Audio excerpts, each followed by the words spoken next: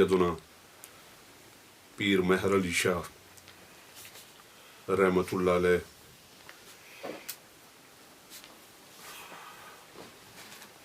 کی شہرہ آفاق تصنیف تصفیہ مابین سنی و شیعہ، اس میں سے باغ فدق کے مسئلہ پر آپ کی جو تحقیقات ہیں ان کا بیان ہوا۔ تو کل کی نشست میں بھی آپ نے سنا تھا کہ حضرت سیدنا پیر مہر علی شاہ رحمۃ اللہ علیہ نے باقاعدہ اس مسئلہ میں نبی پاک علیہ الصلوۃ والسلام کی حدیث کو کوٹ کیا کہ نبی پاک علیہ السلام نے فرمایا، ہم جو انبیاء کی جماعت ہیں، ہم جو انبیاء ہیں، رسول ہیں، اپنا ورثہ نہیں چھوڑ، ہمارا ورثہ صدقہ ہوتا ہے۔ یہ حدیث آپ نے ذکر کی، اور صرف آپ نے نہیں، 14 صدیوں کے جو معتمد، مستند اور معتبر شخصیات ہیں علم کی دنیا میں، جن کے ایمان پر کوئی سوال نہیں، جن کے عقیدے پر کوئی سوال نہیں، جن کے علم پر کوئی سوال نہیں، جن کے علمی قد پر کوئی سوال نہیں، جن کے تقوی اور پرہیزگاری پر کوئی سوال نہیں، ایسی ذوات نے اس حدیث کو بطور دلیل سینکڑوں مقامات پر ذکر کیا، اور پھر خود سیدنا پیر مہر علی شاہ رحمۃ اللہ علیہ نے اس حدیث کے بارے میں لکھا کہ یہ کہنا کہ صرف حضرت صدیق اکبر رضی اللہ تعالیٰ اس کے راوی ہیں، باقی تو کوئی نہیں۔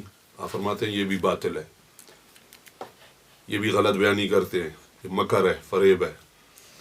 حضرت علی المرتضیٰ شیر خدا رضی اللہ تعالیٰ عنہ کے علاوہ بھی اس حدیث کے دیگر بہت سے راوی موجود ہیں۔ حضرت سیدنا پیر مہر علی شاہ رحمۃ اللہ علیہ صفحہ 41 ہے، فرماتے ہیں حضور نبی پاک علیہ الصلوۃ والسلام کی میراث تھی ہی نہیں۔ سارا ان کا صدیوں کا بیانیہ آپ نے اس کا سر قلم کر دیا کہ بھائی ان کا تو یہ ہے کہ میراث تھی، حضور کی میراث تھی، حق بنتا تھا، حق بنتا تھا، اولاد کا حق بنتا تھا، ظالموں نے نہیں دیا، اولاد کا حق بنتا تھا، ظالموں نے نہیں دیا۔ سیدنا پیر مہر علی شاہ رحمۃ اللہ علیہ فرماتے ہیں نبی پاک علیہ السلام کی میراث تھی ہی نہیں۔ کیوں؟ کہ انبیاء کا جو کچھ ہوتا ہے ان کی وفات کے بعد وہ پوری امت کے لیے ہوتا ہے، وہ صدقہ ہوتا ہے۔ میراث تھی ہی نہیں۔ جب میراث تھی ہی نہیں تو اس سے محروم کرنے کا سوال کیسے پیدا ہوتا ہے؟ مطلب جو یہ کہتے ہیں محروم کر دیا، حق چھین لیا، حق غصب کر لیا، ظلم کیا، غصب کیا، یہ سب خلاف شریعت بولتے ہیں، خلاف اسلام بولتے ہیں۔ پھر آگے حضرت سیدنا پیر مہر علی شاہ رحمۃ اللہ علیہ آپ فرماتے ہیں حتیٰ کہ حضرت علی کرم اللہ وجہ الکریم نے بھی اپنے عہد خلافت میں اس باغ فدق میں ذرہ بھر تغیر نہیں کیا، کوئی طریقہ تبدیل نہیں کیا کہ ابو بکر تو اس طریقے پر جناب چلتا تھا، اس مسئلے کو اس طریقے تب ہینڈل کرتا تھا، حضرت عمر عثمان نے اس طریقے پہ ہینڈل کیا، نہیں میں ایسے کروں گا، میں اپنے بچوں میں جناب 2 ٹکڑے کر کے زمین کے دیتا ہوں، ایک کا ایک دوسرے کا، ایک حسن کا ایک حسین کا، جو ان کی مرضی، بیچتے ہیں اس پہ گھر بناتے ہیں، مسجد بناتے ہیں، اس پہ حجرہ بناتے ہیں، اس پہ کوئی کاروباری مرکز بناتے ہیں، ان کا ہے، یہ مالک ہیں۔ آدھا آدھا کر کے آدھے کا مالک حسن، آدھے کا حسین، یہ کیا نہیں کیا۔ سیدنا پیر مہر علی شاہ رحمۃ اللہ علیہ فرماتے ہیں حتیٰ کہ حضرت علی المرتضیٰ شیر خدا رضی اللہ تعالیٰ عنہ نے بھی اپنے عہد خلافت میں اس باغ فدق میں ذرہ بھر تغیر نہیں کیا، کوئی تبدیلی نہیں کی، وہی طریقہ چلایا جو حضرت ابوبکر، عمر اور عثمان کا طریقہ تھا۔ تو پھر ان کو گالی کیوں؟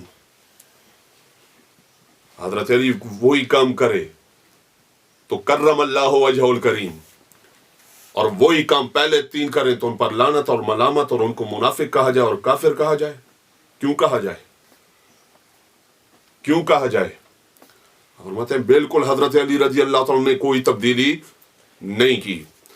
آگے جا کر لکھتے ہیں حضرت سیدنا پیر مہر علی شاہ رحمۃ اللہ علیہ اگلے صفحے پر فرماتے ہیں حاصلین کے وراثت کا مسئلہ انبیاء علیہم السلام کے ترکہ میں جاری نہیں ہوتا. یہ وراثت کا مسئلہ کہ بیٹے کو اتنا ملے گا، بیٹی کو اتنا ملے گا، بیٹے کو اتنا ملے گا، بیٹی کو اتنا ملے گا، بیوی کو اتنا ملے گا، بس ان میں تقسیم کر دو، باقی مسلمان اپنا کام کریں گے. چند رشتہ دار جو حقدار بنتے ہیں ان کو دیا جاتا ہے نا. 3 محلے 5 محلے 7 محلے کے مسلمانوں میں تو تقسیم نہیں ہوتی. جب کوئی مسلمان فوت ہوتا ہے تو اس کی جائیداد، اس کا مال، اس کی جاگیر پورے صوبے میں تقسیم ہوتی ہے، پورے ضلع میں، 40 گھروں میں، 40 قبیلوں میں. اس کے قریب ترین رشتہ دار وہ قرآن کے اندر لکھے ہوئے ہیں، ان میں تقسیم ہوتی ہے. تو پھر حضور کا بھی یہی ہونا چاہیے تھا جیسے دوسری پارٹی کا دعویٰ ہے کہ جو طریقہ پوری امت کے لیے وہی طریقہ حضور کے لیے بھی، کہ حضور کی وفات کے بعد جو حضور کا مال تھا اسی طریقے سے جیسے پوری امت تقسیم کرتی ہے ویسے ہی حضور کی اولاد میں تقسیم ہوتا. تو آپ فرماتے ہیں حاصلین کے وراثت کا جو مسئلہ ہے نا، وراثت کا جو مسئلہ ہے انبیاء علیہم السلام کے ترکہ میں جاری نہیں ہوتا. انبیاء سے جو مال رہ جائے، انبیاء کا جو مال ہوتا ہے، ان کی جو جائیداد ہوتی ہے، ان کی جو جاگیر اگر ہو تو اس میں وہ طریقہ نہیں ہوگا جو ہمارے اور آپ کے جناب وراثت میں ہوتا ہے، مال میں ہوتا ہے. ہم مریں گے تو پیچھے قریب ترین چند رشتہ دار جو ہیں وہ حقدار ہیں، ہر مسلمان حقدار نہیں، لیکن پیغمبر ہوتا ہے. آپ فرماتے ہیں حدیث شریف نحن معاشر الانبیاء دلیل قطعی ہے، قطعی. یہ نہیں کہ ایک ابو بکر نے کہا تو ایک ابو بکر کی بات ہم کیسے تسلیم کریں، تمہارے باپ کو بھی تسلیم کرنا پڑے گا. دلیل قطعی ہے. کس نے لکھا؟ تاجدار گولڈا شریف نے. یہ حدیث جو حضرت ابو بکر صدیق رضی اللہ تعالیٰ عنہ بیان کی دلیل قطعی ہے، کسی نے اس کا انکار نہیں کیا. اس لیے ازواج مطہرات میں سے کسی نے بھی مطالبہ میراث نبوی پر اصرار نہیں کیا، بار بار مطالبہ نہیں کیا حضور کی ازواج میں سے کسی نے بھی کہ وہ باغ فتح میں سے میرا حق میرا حق میرا حق. کیوں نہیں کیا؟ اس حدیث کی وجہ سے. اس حدیث کو قبول کیا. وہ جو پاکان امت ہیں، پہلے دور کے لوگ ہیں جو رجسٹرڈ جنتی ہیں، کلم وعد اللہ الحسنہ، اس جماعت نے اس حدیث کو قبول کیا. پچھلوں کی کیا حیثیت ہے کہ کوئی کہے نہیں میں نہیں مانتا، جیسے حضرت ابو بکر عمر عثمان علی مانتا ہے، جس کو حضرت سید عائشہ مانے، جس کو خود بی بی فاطمہ رضی اللہ تعالیٰ عنہ تسلیم کرے، جس کو عشرہ مبشرہ مانے. بعد والا کہ میں نہیں مانتا، تو ہم کہتے تیری حیثیت کیا ہے کہ تو نہیں مانتا. تاجدار گولڈا شریف فرماتے ہیں اور جن جن حضرات نے مطالبہ کیا بھی تھا، پہلے جن جن حضرات نے باغ فتح میں سے اپنے حصے کا مطالبہ کیا بھی تھا، تاجدار گولڈا شریف فرماتے ہیں انہوں نے بھی اس حدیث کے سننے کے بعد مطالبہ کو ترک کر دیا تھا. سبحان اللہ. دوبارہ مطالبہ نہیں کیا. جن جن کا حق بنتا تھا انہوں نے بھی. کیوں؟ حدیث سن لی کہ نبی پاک علیہ السلام نے فرمایا انبیاء کا جو مال ہوتا ہے وہ صدقہ ہوتا ہے، وہ چند قریب ترین رشتہ داروں میں تقسیم نہیں ہوگا کہ وہ زمین ٹکڑے کر کے تقسیم کر دی جائے، اتنے مرلے تمہارے، اتنے کنال تمہارے، اتنی تمہاری، اتنی تمہاری. ایسے نہیں ہوگا. اس سے جو فصل آئے گی، اس سے جو آمدنی آئے گی، اس میں اولین حقدار اہل بیت ہوں گے، خود اولاد ہوگی، پھر اس سے جو بچے گا وہ فقراء میں اور مہاجرین میں تقسیم ہوگا. تو جن کا حق بنتا بھی تھا، جن تک حدیث نہیں پہنچی تھی اور انہوں نے مطالبہ کیا تھا، تاجدار گولڈا شریف فرماتے ہیں حدیث کے پہنچنے کے بعد انہوں نے اس طریقے سے حدیث کو قبول کیا کہ ساری زندگی میں دوبارہ مطالبہ ہی نہیں کیا کہ نہیں حق نہیں بنتا. بھائی میرے باپ کی وفات کے بعد اب اس کے مال کا کیا بنے گا، اس کا علیحدہ مسئلہ ہے. میرے مرنے کے بعد میرے مال کا کیا بنے گا، کس کس میں تقسیم ہوگا، یہ علیحدہ مسئلہ ہے اسلام کے اندر. اور کسی نبی کے پردہ فرمانے کے بعد اس کے مال کا کیا بنے گا، یہ علیحدہ مسئلہ ہے. پھر تاجدار گولڈا شریف نے آگے لکھا حضرت ابو بکر صدیق رضی اللہ تعالیٰ عنہ نے بھی اپنے عہد خلافت میں اسی طرح کیا جیسا انہوں نے نبی پاک علیہ الصلوۃ والسلام سے سنا تھا اور نبی پاک علیہ السلام کو کرتے دیکھا تھا۔ باغ فتح کے مسئلے میں حضرت صدیق اکبر رضی اللہ تعالیٰ عنہ نے کوئی نیا طریقہ نہیں اختیار کیا، نیا طریقہ نہیں اختیار کیا کہ ایسے کیا تو ایسے کیا تو اہل بیت کے بغض میں تو دشمنی میں تو یہ کر دیا تو وہ کر دیا۔ فرمایا وہی کیا باغ فتح کے مسئلے میں جو نبی پاک علیہ السلام اپنی زندگی میں کرتے تھے، وہی طریقہ کیا۔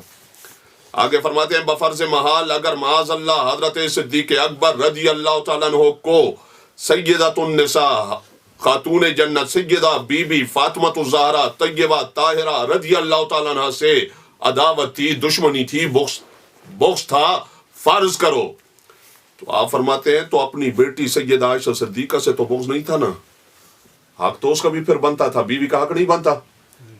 جی جب کوئی شخص فوت ہو جائے اس کا جو مال جو زمین جو جاگیر جو جائیداد رہ جائے تو بیویوں کا حق نہیں بنتا؟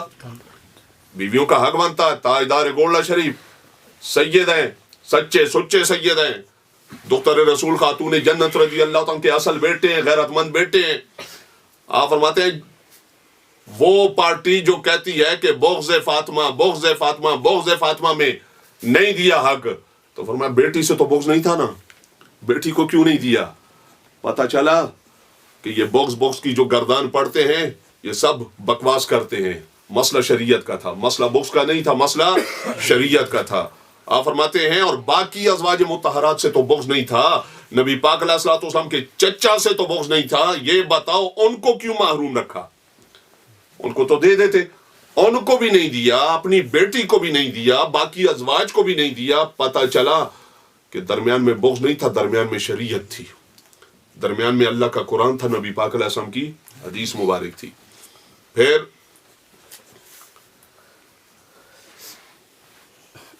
آپ نے فرمایا اگر حضرت ابو بکر صدیق رضی اللہ تعالیٰ عنہ کو حسب درخواست سیدۃ النساء انہیں اس مال کا دے دینا جائز اور مباح بھی ہوتا اور حضرت ابو بکر صدیق رضی اللہ تعالیٰ عنہ آپ کو وہ باغ فتح میں سے نہ دیتے، پھر بھی حضرت صدیق اکبر رضی اللہ تعالیٰ پر کوئی اعتراض نہیں بنتا تھا، چجائے کہ جب اس مال کا دے دینا شرعن ناجائز ہو۔ آگے فرماتے ہیں اور یہ کہ شرعن ناجائز تھا، اس صورت میں حضرت ابو بکر صدیق رضی اللہ تعالیٰ پر کوئی اعتراض نہیں بنتا، بلکہ ابو بکر صدیق رضی اللہ تعالیٰ جو کیا اس پر ان کی تعریف بنتی ہے، اس پر ان کی تعریف بنتی ہے۔ تعریف کیوں بنتی ہے؟ فرماتا ہے کیونکہ حضرت صدیق اکبر رضی اللہ تعالیٰ عنہ نے اللہ اور اللہ کے رسول علیہ السلام کے حکم کی پابندی کی ہے۔ سبحان اللہ۔